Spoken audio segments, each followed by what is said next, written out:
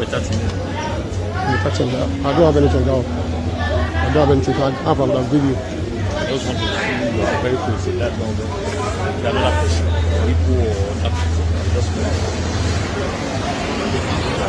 I don't get anything. That's why. So I will give you now. Many of you do not know how disturbing this very viral video of police officer who has once again exposed a painful reality that many Igbos say they experience daily in Nigeria in every sector. I mean, in this video, the police officer was heard stating that if the motorist had been Igbo, he would have dealt with him differently. That statement was not only shocking, but deeply disturbing because it suggests that ethnicity could influence how a law enforcement officer treats a Nigerian citizen. Now, should this surprise many Nigerians? Hell no, because this is what an average Igbo man is facing today in Nigeria. It is clear. I mean, look at how people that commit all manner of crimes are being treated from the north. Look at how many of them are being reintegrated, rehabilitated into the society. People that arm themselves, go to communities, attack communities, and commit all manner of crimes are being reintegrated into the society. But here in the south, particularly in the southeast, the case is always different. So to me, in general perception, that very revelation wasn't shocking at all. It was not. It sends a signal, a clear message of what the Igbo people are passing through in every sector of Nigeria. Now, for many Igbos, this incident is not an isolated one. It reflects what they believe is a pattern of discrimination that cuts across different sectors of the country. I mean, from security agencies to public institutions, employment opportunities, and even everyday interaction. Suddenly, some of the strongest complaints also come from within the southeast itself. It is quite obvious that many road users have repeatedly lamented the conduct of some security personnel at checkpoints across the region, within the state borders in the southeast and within the state entirely. Traveling through the southeast often means passing through numerous checkpoints, numerous hell, where motorists complain of repeated stops, delays, questioning, and in some cases, demands for money. What makes this particular one less painful is that many of the officers serving in the southeast are themselves Igbos. I mean, record down what happens within the checkpoints in Igbo land where most of these officers are basically Igbos. They treat the Igbo people worse than what you just saw. I mean, many residents say they have experienced some sort of intimidation, harassment, and extortion from officers who are supposed to protect their own communities. I mean, it is not uncommon to hear people express the view that they would rather encounter officers from other parts of the country than some officers operating in the southeast, who are mostly the Igbo police officers. Now, whether one agrees with that perception or not, this is holistically a sentiment that deserves attention rather than dismissal. This conversation goes beyond even one viral video. It speaks to a wider feeling among many Igbos that they are not fully accepted as equal stakeholders in Nigerian project. I mean, politically, economically, socially, and many believe that the Southeast has faced decades of marginalization, creating this sense of exclusion that continues to fuel the frustration.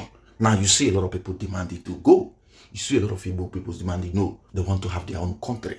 If a significant number of citizens consistently feel isolated or unfairly treated because of their ethnicity, then Nigeria has a responsibility to listen rather than ignore those concerns. National unity cannot be built on suspicion, unequal treatment, or selective justice. The Nigerian Civil War ended more than 5 decades ago. It is time for every Nigerian institution and every citizen to move beyond the division of the past. I mean, no one should be judged by their ethnicity. No one should receive different treatment because of where they come from. This is what Nnamdikanu have been yarning about. This has always been his complaint. This has always been his own excuses why he said no, the Igbos cannot remain in Nigeria. I mean, the constitution guarantees equality before the law. That principle must not remain words on paper. It must become the reality every Nigerian, no matter where they are coming from, experiences. Whether they are Igbo, Hausa, Yoruba, Ijo, Tiv, Kanuri, Efik, from any other ethnic group at all. Nigeria can only become stronger when every citizen feels they belong equally, without fear, prejudice, or any form of discrimination. Incidents like this are also part of the reason figures such as nnamdikanu continue to command support among sections of the Southeast and South-South. Whether one agrees with this very ideology or not, it is also important to ask why his message always resonates with so many people in Igbo land. Movements do not gain followers in a vacuum.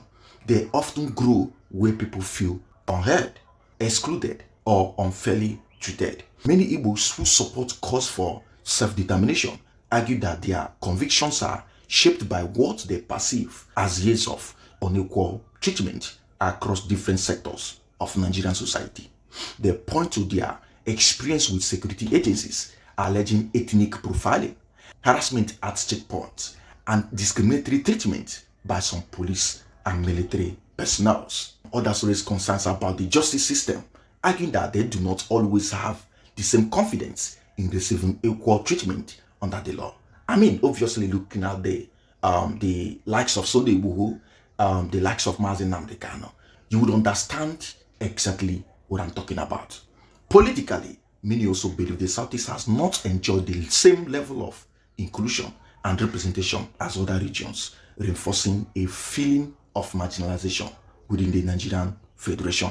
The education sector is another area frequently cited by Igbo people. Many people in the Southeast have long complained about the intense competition for admission into high professional courses such as medicine, pharmacy, nursing, law, med lab, and many others because of limited admission spaces relative to the number of qualified applicants. They would actually have all it takes, but then cutoff marks in some institutions are often used to actually reduce them in their numbers.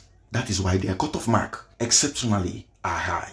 Talking about the controversy surrounding the recent JAMB examination results, what message is that sending?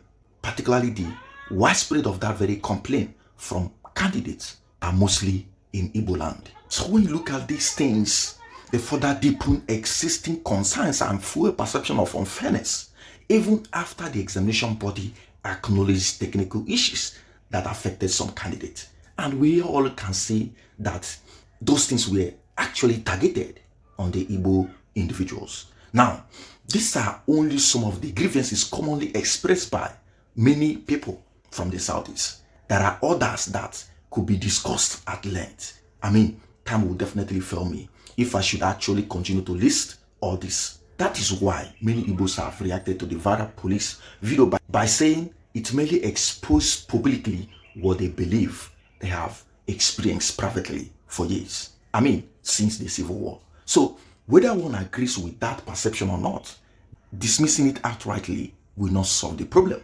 If Nigeria is to become a stronger and more united nation, every allegation of discrimination must be taken seriously, investigated objectively, and addressed through policies that ensure every citizen, regardless of where the person is coming from, enjoys equal rights and equal opportunities and even equal protection under the law. But the case is obviously different in Nigeria.